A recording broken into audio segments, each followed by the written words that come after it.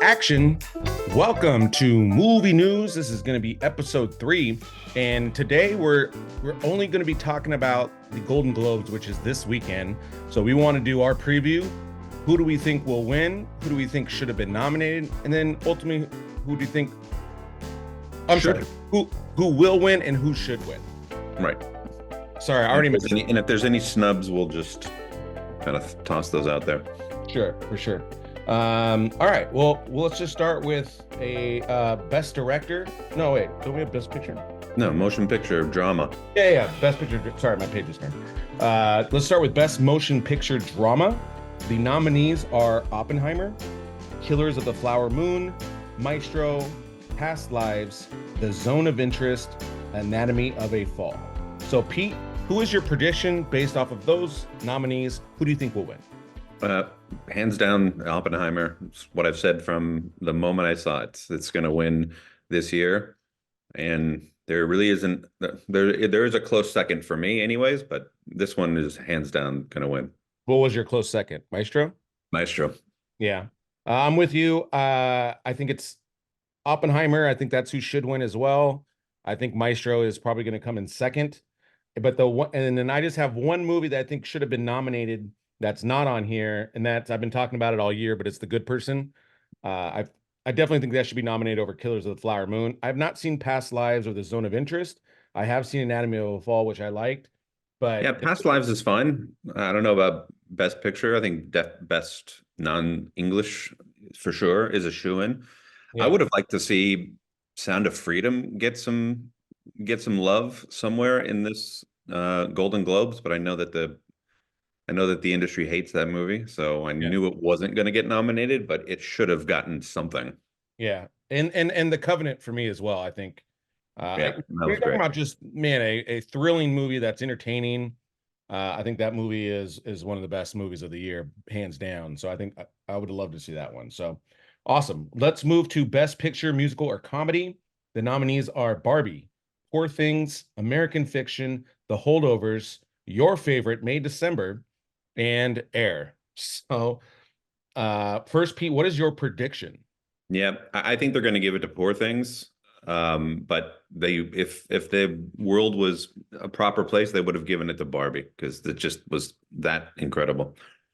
I actually think that's my prediction actually is Barbie. I think Barbie just has a lot of momentum, I think, in this award season, just because it just absolutely crushed expectations, and I think it will be rewarded. But I think what should have won is Air. I think, I mean, honestly, that could have been in the regular best. It's under comedy, which I don't really find it a comedy. I think it should be under the Big Boy Best Motion Picture Drama category, where I think it should come in second or third. I mean, I think it's my favorite movie of the year, but I think it should be just knowing people. It's probably number 2, I think, in terms of best film, Right.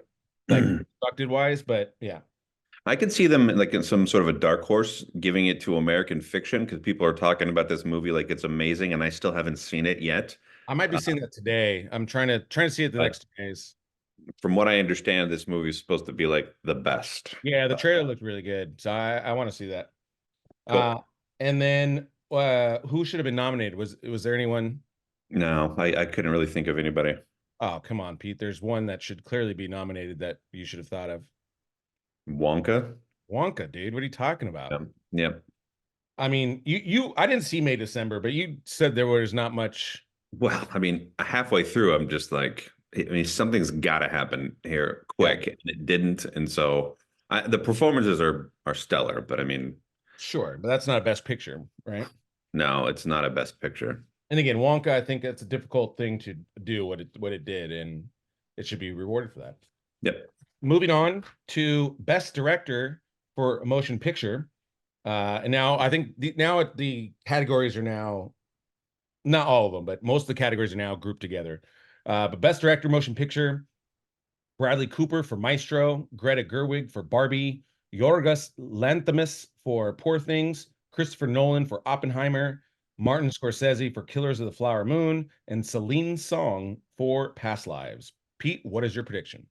Man, as much as I loved Oppenheimer and Christopher Nolan and everything that he did, it's a gorgeous film. I think they're going to give it to Cooper. Um, that's my prediction. Um, and yeah, I do think that Christopher Nolan should win, but I also think that Greta Gerwig deserves to win as well. I mean, I think she directed the hell out of Barbie and did Yeah. an incredible job. Yeah, I don't disagree with anything you just said. I do think Christopher Nolan will win this only because it's the foreign press. I think that's where Bradley Cooper may not be like in the Oscars. I think Bradley Cooper might have the edge, but I think especially because Christopher Nolan's he's not American, right? So uh Well, and that plays well into Barbie's favor as well, because around the world, even in the US, but around the for world, I sure. mean, those movie screenings were events. Like even if Yeah, it was just a normal every day. I mean, I saw it when we were in Italy over the summer, and the place was packed with people in pink, and it was an yeah, event. Like people were pumped. So, yeah, for sure. And it's the most successful out of all these films. I'm actually going to change my who should have won. So I actually think Nolan will win.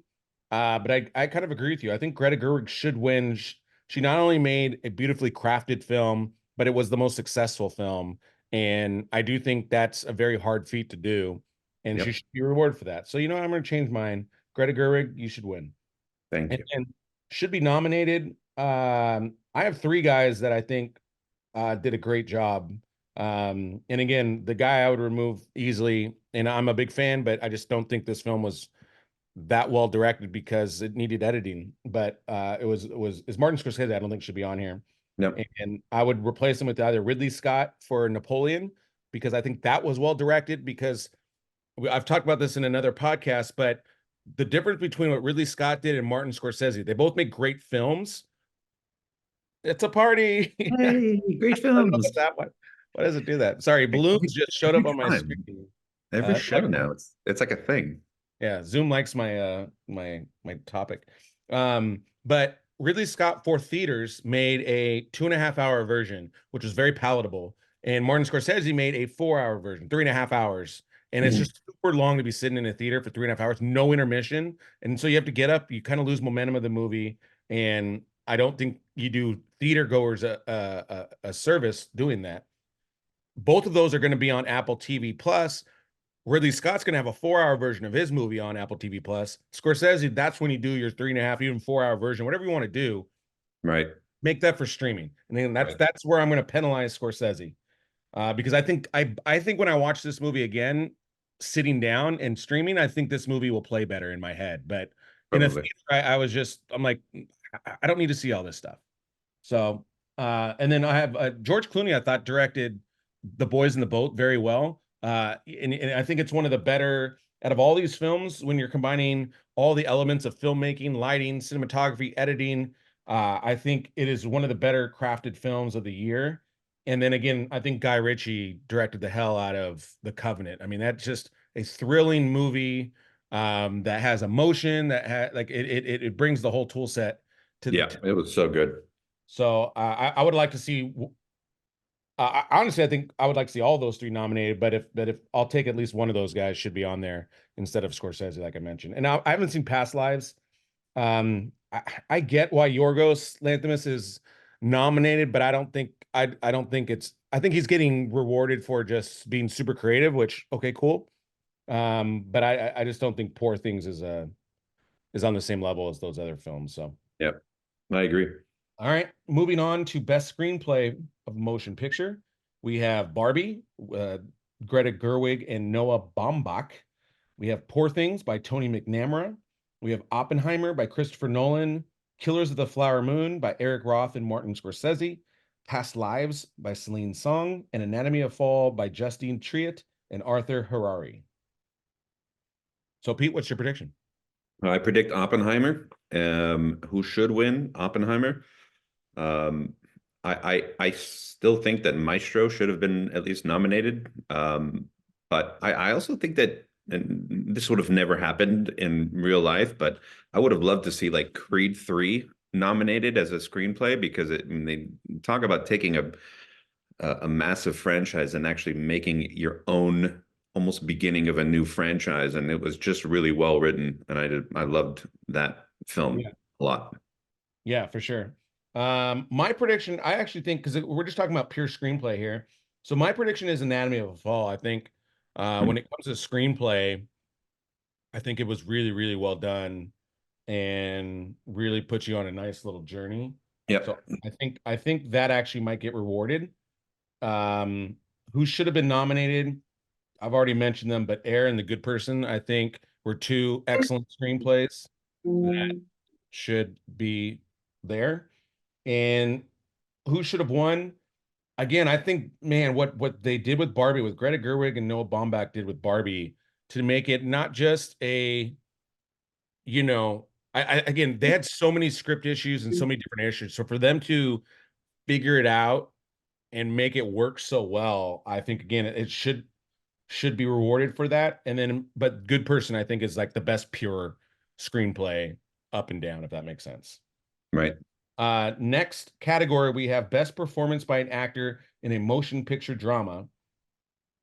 Pete, we have Bradley Cooper, Maestro, Yep. Cillian Murphy, Oppenheimer, Leonardo DiCaprio, Killers of the Flower Moon, Coleman Domingo, Rustin, Andrew Scott, All of Us Strangers, and Barry Keoghan for Saltburn. Yeah. My prediction is they're going to give it to Cillian Murphy, but Bradley Cooper should win this hands down.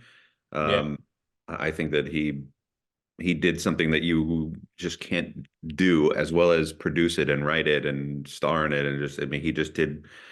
This is his baby, and he did a great job. I would have liked to see Michael Fassbender get a nod for the killer. I thought he did a great job. I would have loved to see Jamie Foxx get a nod for The Burial, to be honest, because I think that's a very underrated movie for this year. And I thought Jamie Foxx came in and did such an incredible job with a Yeah, but movie. that would have been supporting actor. He wasn't the star of that movie. Jamie Foxx? Yeah. No, that was his movie all the way. It's Tommy Lee Jones's movie. No, I would give Tommy Lee Jones the best supporting actor. Well, Tommy Lee Jones is the protagonist. It's his story. Yeah, I know, but I see your point, but we're not going to get into an argument about this. Either way, Sure. Burial got no love. That's the point. Yes, but I agree with I agree with where your heart is at. I agree with your heart. Yeah, I actually do think Bradley Cooper's going to win this only I because, hope so. it was such a transformative performance. And again, multiple emotions, stuff like that, I think is very difficult for an actor to do. And he was able to do that. Some people are always Bradley Cooper in every movie versus I think he really was a different character. I mean, it was not Bradley Cooper in there. Nope. So I think he will win, and I think he should win. Um, and then who should have been nominated? Um, again, I think they wrote the screenplay wrong, but like Leonardo DiCaprio, I don't think is the best actor in that. I think it's Robert De Niro's better than that, and it is more his story. They just made it. Yeah, well, I don't want to get into that either. I don't really have who else should have been nominated. Yep. Um, Best performance by an actress in a motion picture drama. We have Lily Gladstone, Killers of the Flower Moon, Carrie Mulligan, Maestro, Sandra Huller, Anatomy of a Fall, Annette Bening for Naiad, Greta Lee for Past Lives, and Kaylee Spaney for Priscilla. Pete, what's your prediction? They're going to give it to Lily Gladstone, but Carrie Mulligan should absolutely win this. And I would have loved to see Eva Hewson from Florence Son get a nomination because I that was one of my favorite movies of the year, and she just came in and crushed. Yeah. I also agree that Lily Gladstone should win. I'm not mad if she does win. I thought she was excellent. But honestly, I thought what Annette Bening did in Naiad, because of the physical element. I mean, you're talking about a 60-plus-year-old woman.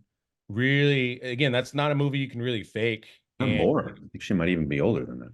she might, but what she really had to go through and put her body through, I think gives extra credit, and I would like to see her win that because again, not only was her performance great, but I mean, you could feel the pain, and it didn't look fake by any stretch. Everything looked really, really believable, and Again, such a physical movie. And I just think kind of like um, with Leonardo DiCaprio in the Revenant, where it's just such a physical movie. I think that's part of the acting, right? You can't fake that. So I would like to see her rewarded for her performance. And I don't really have another nominated one off the top of my head. No. All right, moving on to best performance by an actress in a motion picture, musical, or comedy.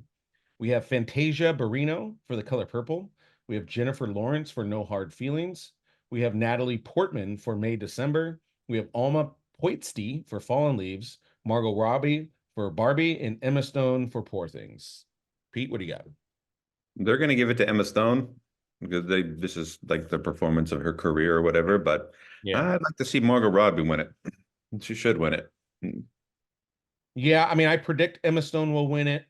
I do think she should win it, but I'm kind of with you. I would have liked to see Barbie, but that's more of like just again, I would like to see her rewarded for it, but I do think Emma Stone has the best performance, if that makes sense. Like Yeah. it's a bold role. So moving on to best performance by an actor in a motion picture, musical, or comedy. We have Nicolas Cage for Dream Scenario, Timothy Chalamet for Wonka, Matt Damon for Air, Paul Giamatti, The Holdovers, Joaquin Phoenix for Beau is Afraid, and Jeffrey Wright, American Fiction. So, Pete, what do you have?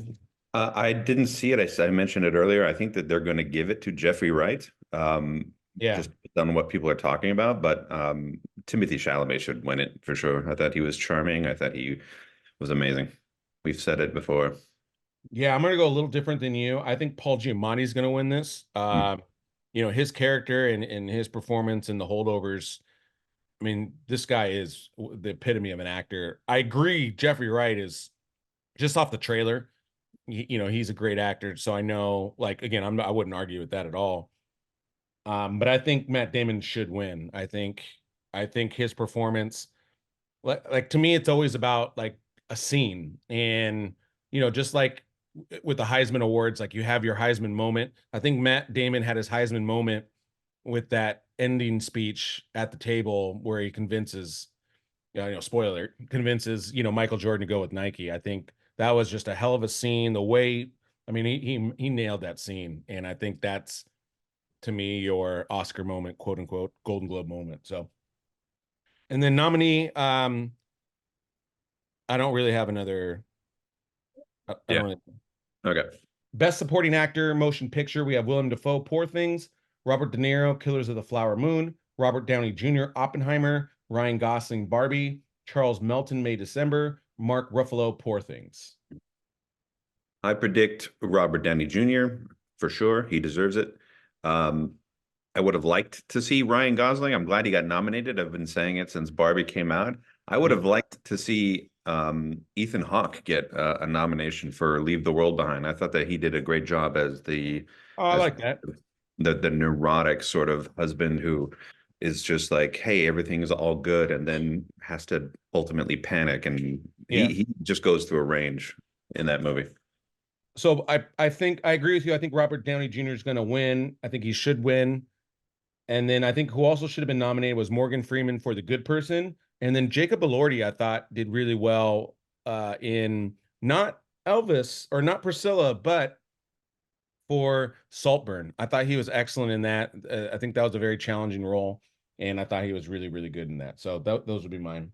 Moving on to Best Supporting Actress, Motion Picture, we have Emily Blunt, Oppenheimer, Danielle Brooks for The Color Purple, Jodie Foster for Naiad, Julianne Moore for May December, Rosamund Pike for Saltburn, and Divine Joy Randolph for The Holdovers.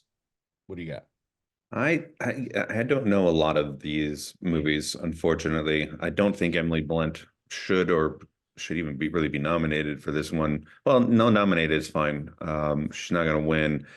Um, I think that Divine Joy Randolph for The Holdovers is probably one of my favorite performances of the year, but they'll Yeah. probably give it to either Julianne Moore or Jodie Foster based on what people are talking about. Yeah. I I think Jodie Foster should win. I think it's a toss-up. I kind of agree with you. So I'm just gonna go Jodie Foster across the board. And I didn't really have any else that No, should have been off the top of my head. I I mean, didn't either. okay.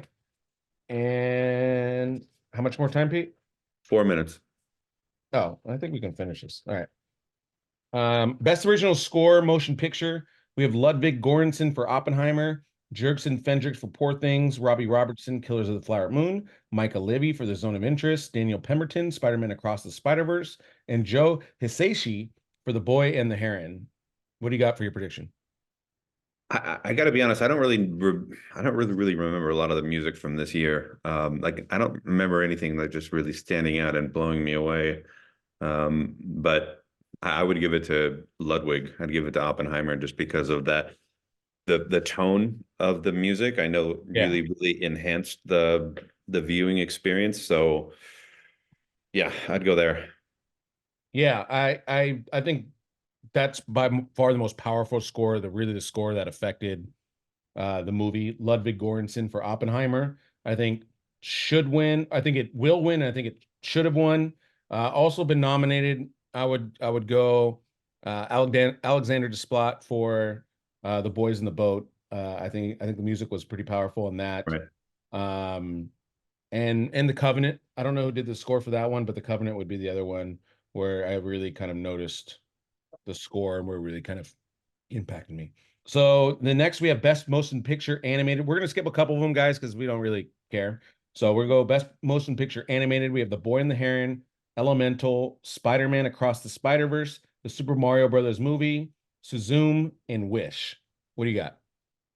I think Spideyverse is going to win for sure. I would have liked to see Turtles get at least Oh yeah. nominated. I thought that that was really well done. And then the first Slam Dunk, I think that's one of the best movies I think of the entire year, which was mostly animated. I think that that was on so many lists, and the fact that it wasn't even nominated The is first slam dunk. I've never even heard that. the first Slam Dunk. Look it up. Oh, It's like a manga um, version of the first slam dunk ever done. So it's a basketball movie. It's animated. It's oh, brilliant. cool. Yeah, sounds cool. I'm with you. I think Spider-Man is gonna win. I think Super Mario Brothers should have won. And I'm with you, Pete. I think the Turtles should be nominated. Again, the style, I think it's the best. It was the best looking film of the year. I think I actually liked it better than Spider-Man in terms of how it looked. So I think I think that should have gotten it. But I think that should have also been nominated. But Super Mario Bros. Is my pick for that. Okay, and then lastly, Pete, last category, cinematic and box office achievement. So this is just kind of uh, acknowledging the best films of the year that actually how they performed. We have Barbie, Guardians of the Galaxy Volume 3, John Wick Chapter 4, Mission Impossible Dead Reckoning Part 1, Oppenheimer, Spider-Man Across the Spider-Verse, the Super Mario Brothers movie, Taylor Swift, The Eras Tour. What do you have?